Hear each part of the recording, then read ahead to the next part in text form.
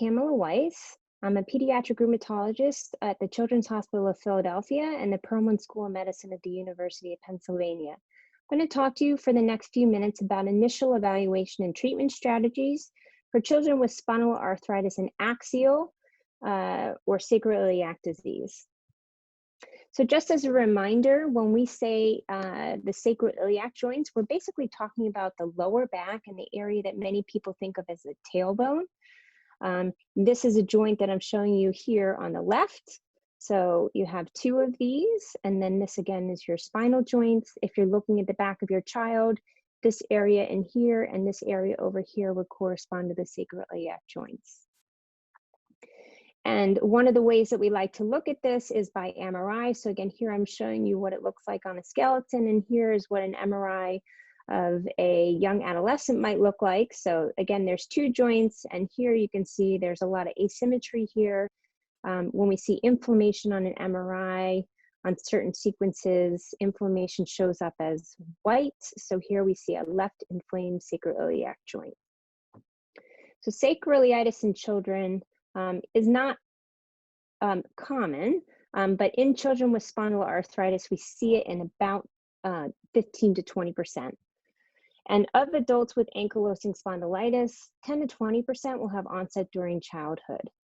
Back pain tends to be a bit less common in children than adults, and often this is because children are explaining their pain differently. So in my clinic, I'll hear kids complain about buttock pain, hip pain, or sometimes they won't really realize that they have pain or just don't know how to describe it.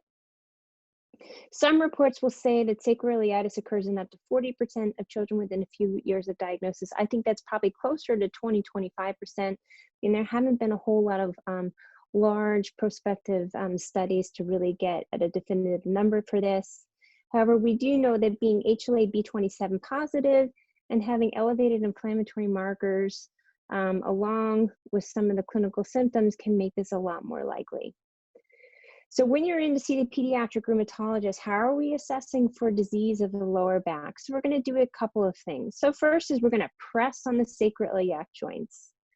Now, one thing to recognize is that if your child says they're having pain and we're pressing on that lower back, not all back pain is sacroiliitis. So you have lots of tendons and ligaments that run across those joints.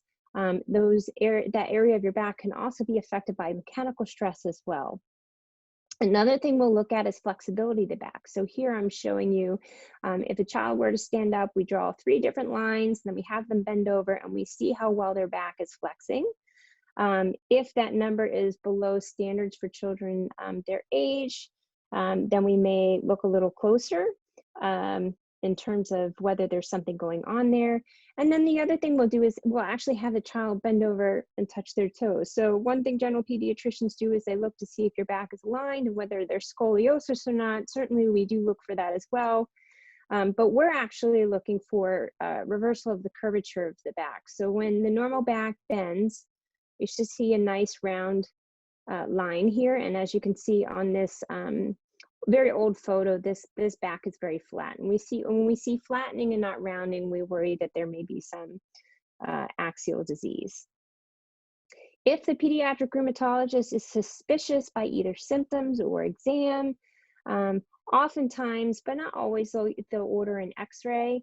X-rays don't really show active or early disease. X-rays are only going to show bony changes or changes if the arthritis has been there for several years. However, many insurance companies mandate that an X-ray be done before we do an MRI, which most people would consider the gold standard in terms of evaluation for sacroiliitis.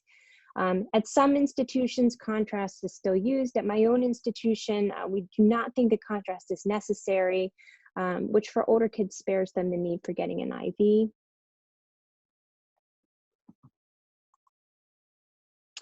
Treatment of sacroiliitis is a little bit different than for peripheral disease. So if you heard the other small talk that I gave, oftentimes for peripheral disease, we'll start with disease-modifying agents that are listed here: methotrexate, sulfasalazine, or leflunomide. These are great drugs for peripheral disease, and by peripheral, I mean wrists, ankles, knees, things like that.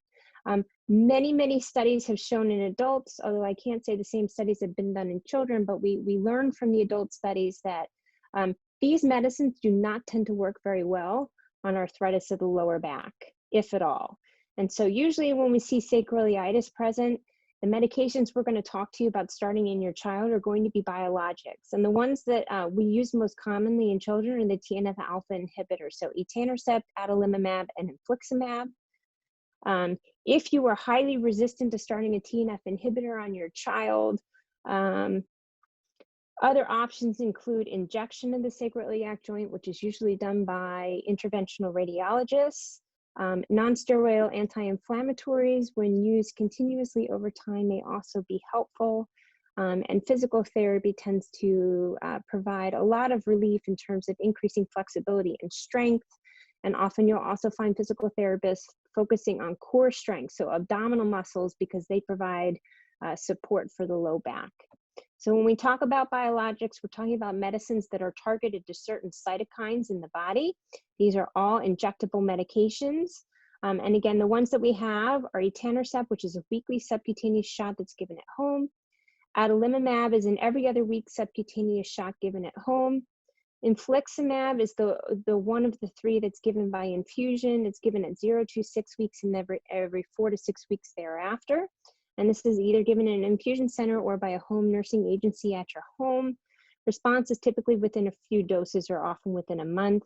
And the things we look for when children are on these medications are risk of dropping blood counts, infection site injection reactions, reactivation of tuberculosis, and there is, again, a black box warning about TNF use in children.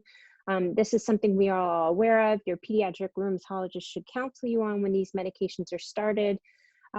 However, the benefit from these medicines far outweighs the very, very small risk of malignancy, which is what the black box warning is about.